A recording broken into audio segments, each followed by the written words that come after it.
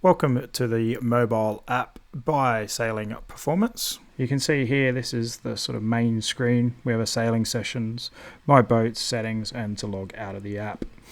If we'll start by looking at my boats, we can see here this is where you'll add boats. You can add multiple boats. We have a boat in here called Coyote, and if we go into Coyote we can edit the boat. And so when you add a new boat you have the option to enter all these details. Add a nice little photo for it. We go next, we can see here we can add our sail inventory. So we might add or remove sails depending on what sails that you're using at the moment or that the boat has for this season.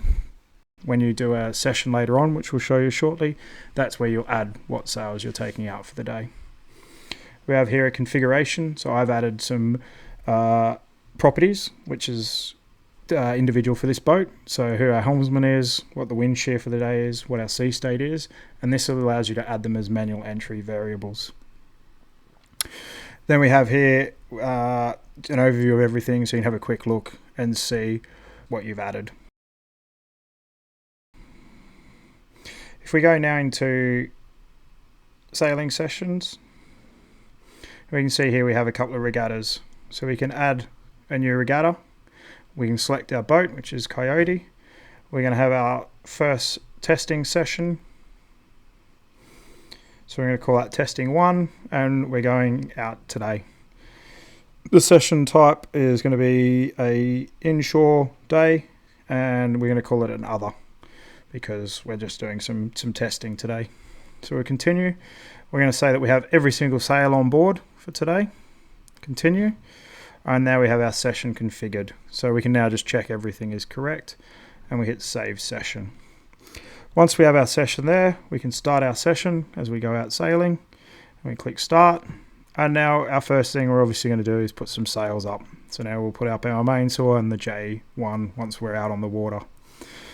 From there you have lots of different options. You can add your user variables, which are what we talked about as the boat. So we might say that it's a choppy day.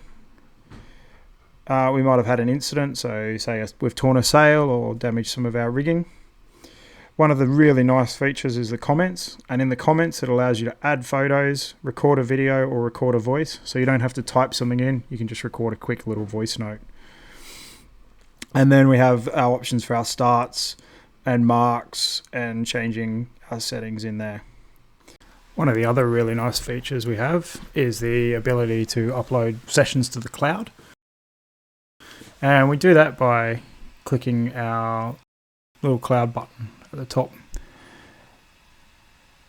Once we've clicked the cloud button, we can then go into uploading our regatta. So we click on the regatta and export, and this will now export it to the cloud.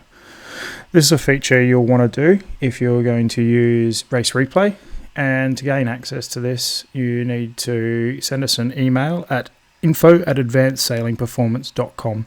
We'll put that at the end of the video so you know what the email address is. So we're now going to look at how easy it is once you've got the events in the cloud to download them into RaceReplay. So you can see here we have the RaceReplay sort of opening screen open. We have our boat all set up and all our configuration all ready to go.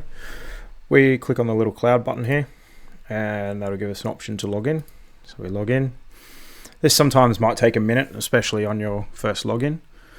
We query the boat. Now if you have multiple boats, this is where they will come up. Our regatta, if you have multiple regattas, they'll come up here as well. So query the regatta. Now I know my UTC offset is +1. We'll do another video at a later date which goes into more detail on how to know what your offset is and how to set this all up a lot better. At the moment we just want to give it a demo.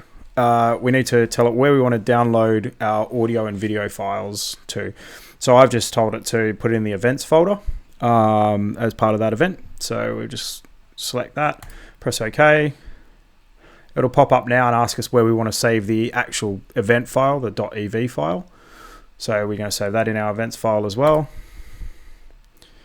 And now we have everything there. So now what we want to just check is our config. One of the nice features about RaceReplay in the cloud and the mobile app is that it imports already any of your manual entry variables, so you don't have to worry about them. So that's all ready to go now. So we don't need to save our config file. And now we can go into RaceReplay.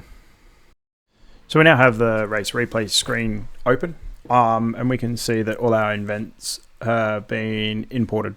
You see we've got the nice photo event here, we've got the audio event here, all our comments we've made, miscellaneous events, manual entry variables have all come into RaceReplay automatically for us.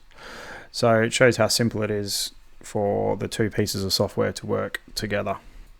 If you have any further questions or you want more of a demo, feel free to send us an email and we can arrange for that to happen. Thanks for watching.